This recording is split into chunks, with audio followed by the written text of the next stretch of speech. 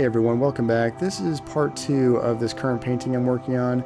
If you missed part 1, go check it out in my previous video first. As you can see, the first layer that I'm starting with is pretty traditional. It's got a lot of impressionist style to it, a few bigger brush strokes, but overall very subtle colors. And what I plan to do for this next stage is I really want to push things to the next level. This video is sped up about 10 times here, but in reality it ended up being 2 different sessions on the same layer. I broke it into 2 2-hour sessions. Before it dried, it was just one day after the other to get it to the point you're going to see at the end of this video, and I'm pretty happy with how it turned out. As you can see, the subject is balled up, seated in the beginning of this painting, but what I plan on doing is having this shift from her sitting to floating. So I'm going to change the bottom of this painting. It kind of happens gradually.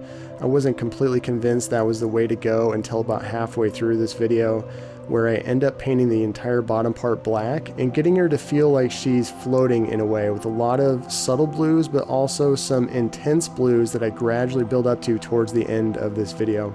Instead of just sticking with brushes, I incorporated a lot of palette knife work and also some squeegee-type tools that I have.